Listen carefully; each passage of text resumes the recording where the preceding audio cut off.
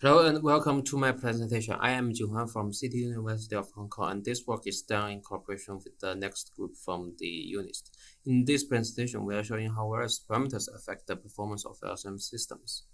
LSM tree is designed in 1996, aims to take advantage of high sequential operation performance of the hard disks. But with the development of storage technology, new devices show completely different performance features from traditional equipment. So we have two questions. Does the working principle of LSM still fit these new mediums? And since the compaction process requires various resources, which of them are the critical ones? This figure shows the write performance given by the FIO benchmark, and the table here gives out the average access latency. All devices get affected by the operation granularity, and the effect of NVMe SSD is particularly obvious. The performance of persistent memory is quite stable. Neither the queue depths nor the write threads have much impact on it. The NVMe SSD and SATA SSD, however, degrade their performance due to I/O congestion and garbage collection while under heavy parallel writing workloads. This figure shows the performance of each device while running the RocksDB. Each of them indicates quite different performance traits. In SATA SSD, larger operation batch size effectively increases the throughput, while the number of CPUs keep decreasing the performance. NVMe SSD shows the best performance with high parallelism. However, unlike the performance traits demonstrated in the FIO benchmark, it suffers from a larger batch size. As a new storage medium, persistent memory's performance is entirely different from the previous two. The number of CPUs and the operation granularity do not have much impact on it. However, compared with other devices, its throughput is far less than its theoretical limit. Based on the former results, we tend to design a device-oriented tuning framework. This page shows our targets compared with current solutions. Firstly, we designed the framework for heterogeneous storage. In current designs, most of the data placement algorithms are rule-based, applying round-robin strategy according to the usable space or target data attributes.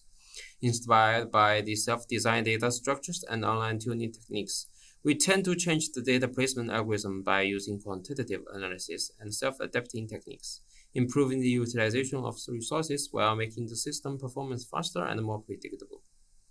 To achieve these targets, we need to find out the reason for performance differences in various devices and clarify the design points based on their features.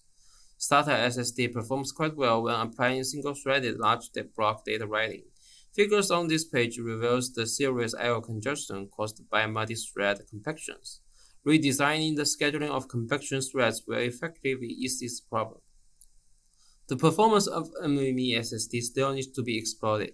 We firstly think the performance of NVMe SSD is supported by its high bandwidth, but after limiting the block I/O bandwidth by C group, we found the bandwidth might not be the critical factors. We then came out with an assumption called quicksand effect, which helped us to explain the performance process. Devices with higher bandwidth spend shorter time to store the SS tables, make the quick data sync too quickly, causing heavier compaction overhead, and finally leads to the performance decreasing. We are now working on proving this assumption by tracing the SS tables.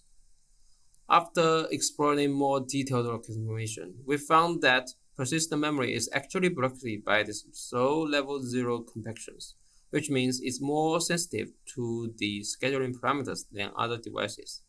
As a better adjustable media, persistent memory can support much more flexible data structures. RocksDB provides the plan table to support the all-in-memory use cases. It's worth exploring how this directly accessible table format performs on persistent memory. Researchers from UCSD proves the possibility to get rid of the red hat lock by using persistent memory. We are trying to integrate these designs in our framework. Here comes the blueprint of our framework, and we have implemented the environment detecting and monitoring module, which is a Python written tool isolated from RocksDB. We also implement the prototype of data placement and data migration module. This prototype is based on RocksDB, which can move data between devices while changing the SSD format at the same time. Okay, here ends our presentation. Please feel free to contact us if you have interest for further discussion. Thank you.